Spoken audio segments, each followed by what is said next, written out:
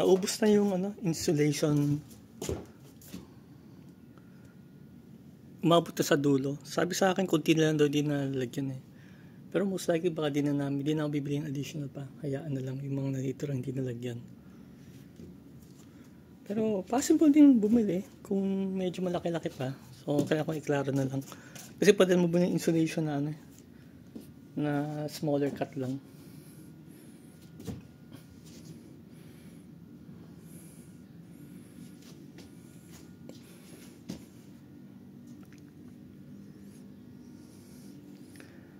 Ang di pa natatapos dito, so unang insulation, ikalawa yung pagdaling ng black coal tar, yung kulay itim. So mga 1/3 pa raw kailangan pinturan o 2/3. 1/3 o 1/2 I mean, 1/2 o 1/3. So medyo marami pa. Pero itong portion na to, tapos na to. Tapos na to. More on papunta doon, saka doon.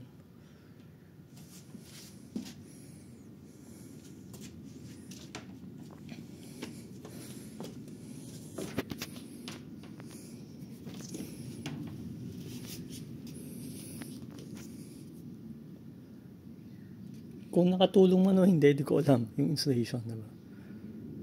So, mahirap masabi actually. Ito naman yung sa masters. So, naka-prepare na. So, kahapon hindi masyadong gumawa na dito. Since handa na for today, bali, na more on tilings ang kailangan gawin dito. Sa actually, kailangan i-test yung heater kung gumagana siya.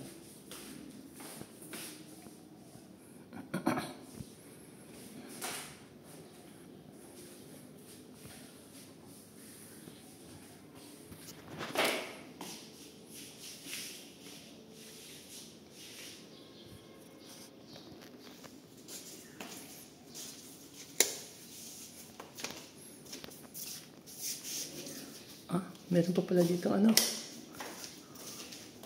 meron pa dito mga ito, kailangan tanggalin mga blinds.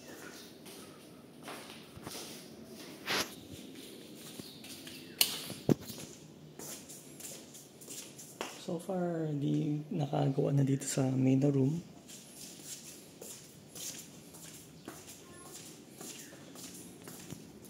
Pero itong mga to dapat ayos na to eh. Ayan, ganyan. Ayos na dapat to eh.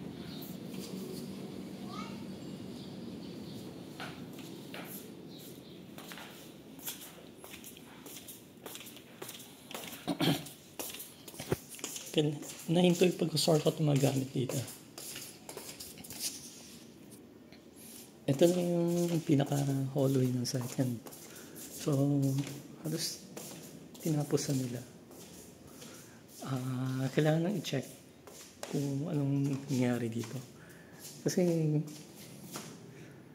marami pa yung mga usok buhangin, maganda na nagliliparan. So, di ko kung gaano ka glossy to. Pag di ganun ka glossy ka nang ulitin to. Kasi didikit yung dumi eh.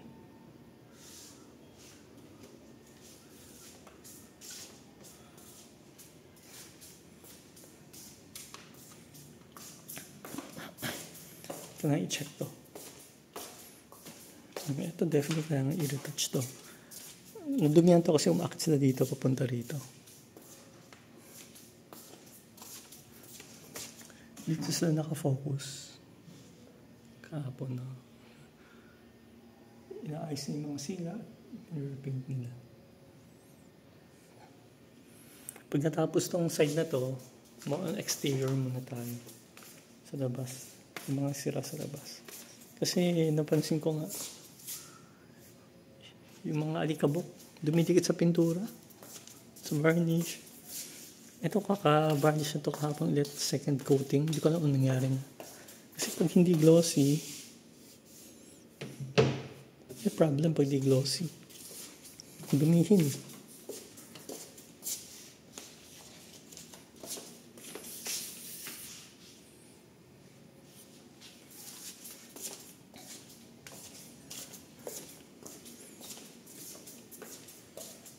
Kailangan matanggal itong mga dumi dito.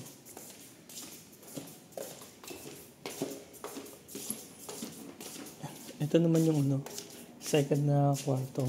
So, ongoing yung tiling, na tiles na dito, umabot na dito. Bali ginawa nila, pinutol nila yung mga block na tiles dito kasi matatalas. O pinutol nila, yung ibaba, ganun. Inayos, basically lahat. Para hindi masugatan ng tao.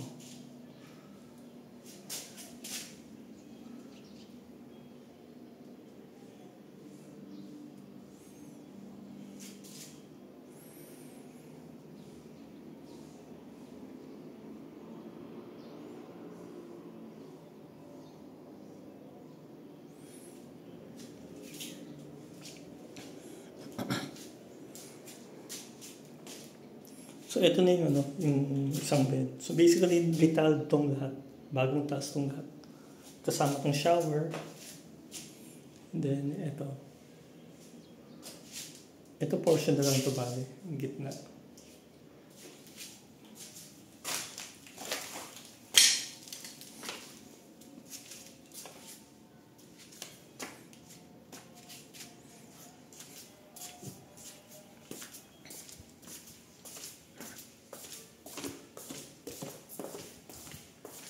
Ito naman yung ika-fourth room. Yung ika-fourth room, ayan, itong main room, nakagawa niya, napinturahan. Pero itong CR ng fourth room na to, ayan, inaayos na din to. So, na-change tong salamin, ayan. O ito, as is mo yun dati, so hindi kailangan sirain to. Palitan ng hindi napapalitan to. Which is good, diba?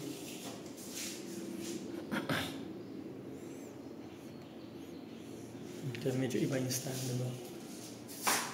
Tapos ito, pinalitan ng taas dito, sa taas. Ito ganun din, ito ganun din. Yung mga may crack na retail.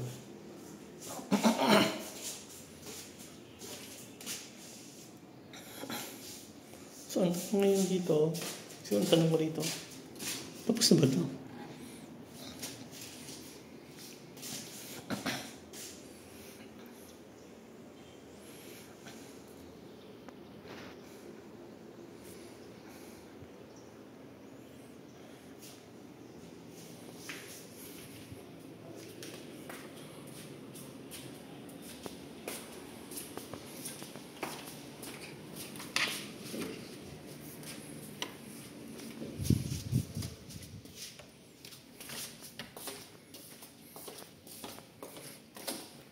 Tapos ito naman yung isang kwarto. Napunta dito yung... Actually, natapos itong kwarto, pati varnish. Ginawang tambakan, so... Hindi ko alam kung ano nangyari sa varnish ngayon. Baka sirada naman. Okay. Pansin namin sa kwarto nito, yung mga pinaint, hindi ganun ka-glossy yung iba. Kasi nga, nagbutas ulit dito after, hindi pa natutuyo siguro. Yun ang sabi sa akin. Kaya napuntahan ng mga alikabok. Kaya nangyari, nga, siya ganun ka-glossy, oh. I-retouch na daw ito, sabi sa akin. Kahit yung mga sa labas lang, pero hindi mas glossy. Kasi pag glossy, dikitin ng dumi eh. Tapos ito may crack nga. So dito bakit?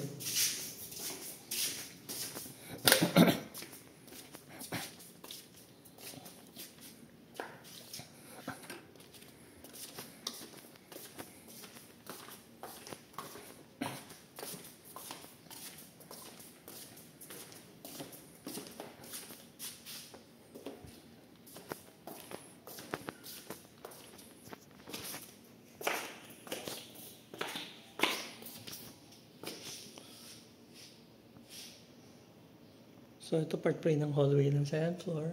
So, kailangan i-retouch ng mga ito yung naapakan. So, tinakpan ng ano ito eh. Hindi ko lang sure kung cemento to or waterproofing ang tinakip dito.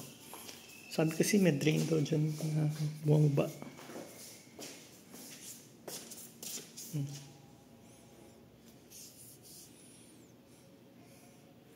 Dapat itong mga ito Gulo kasi ito. Kasi hindi mahirap linisin yan. So, dapat hindi sasabit yung dumi.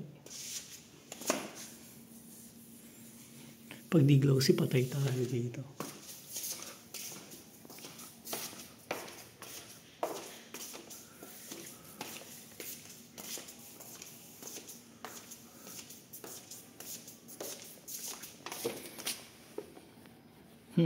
Yung baseboard hindi glossy.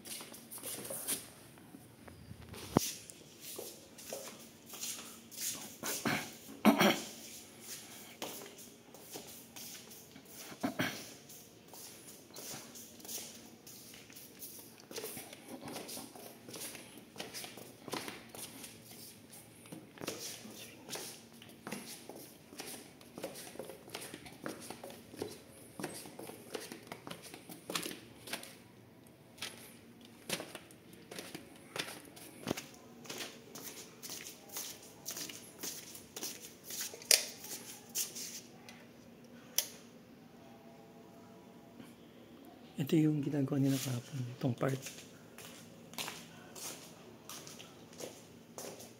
So, nung pinturahan nila to, naayos yung mga masira. Pero di pa tapos, ongoing. Most likely tapos to ngayong araw. Open, no? So, bilis ang gawin. Pero after this, dapat yata sa iba sila, sa labas yata sila. Para hindi na sayang effort.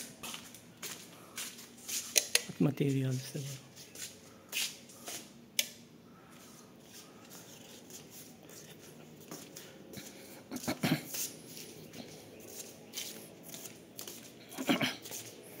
Itong electrical room, kaya kong siguro itanong to, kung final na to, para magawa ng bagong electrical layout.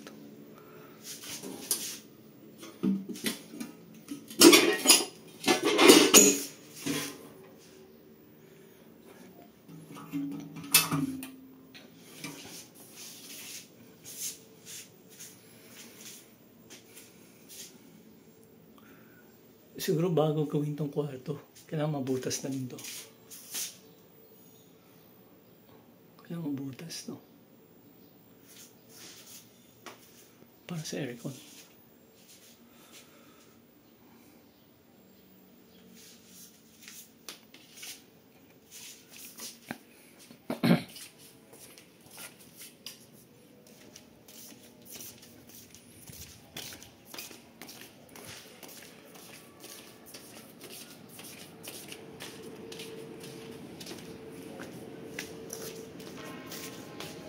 Itong mga libro pala, donation box, sofa, nasabihan ko na yung Caritas.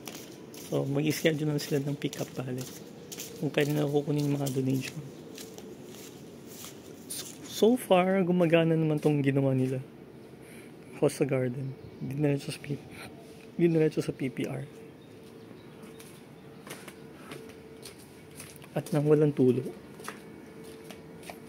Ganun din to. Kaya kasi mawala yung tulong yan, no? Pamatay ka na yung... Pamatay yung ano dyan. Hindi ko lang kung magkano ka itong water bill.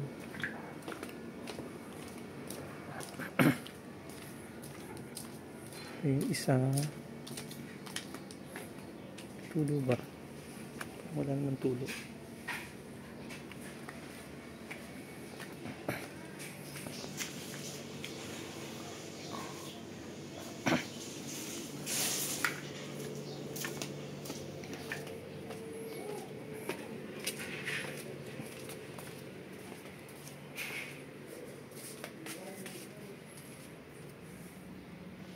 May papo pa.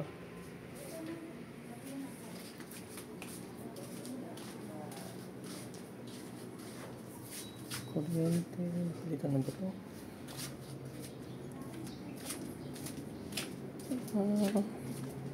Kaya ko i-verify ito. Napalitan na yung line number 10 dito. Parang hindi pa. May tsura.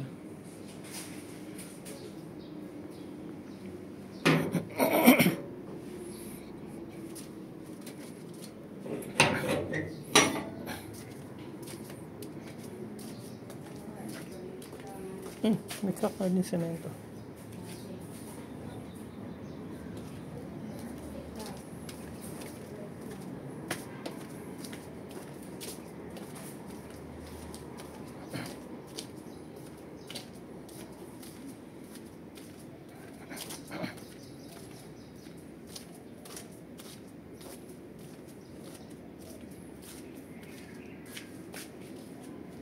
Ito, CR dito sa drivers kaya ayusin din.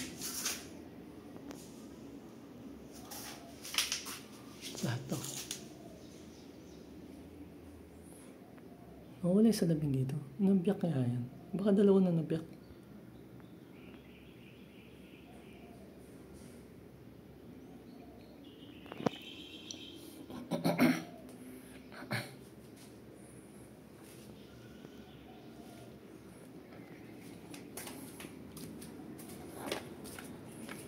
Mga material.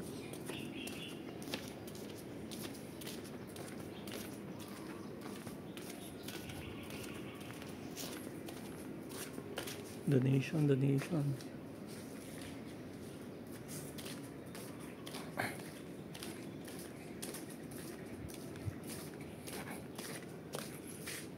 Itong mga screen pwedeng ayusin ito.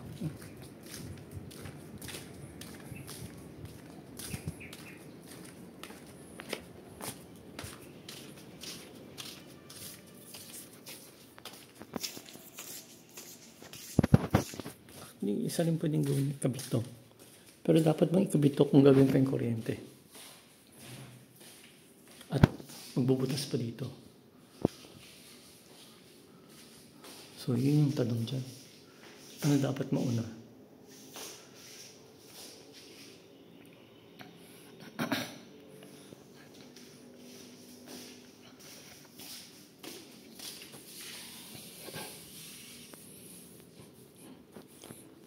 Parang finish ito, mga gaspang din.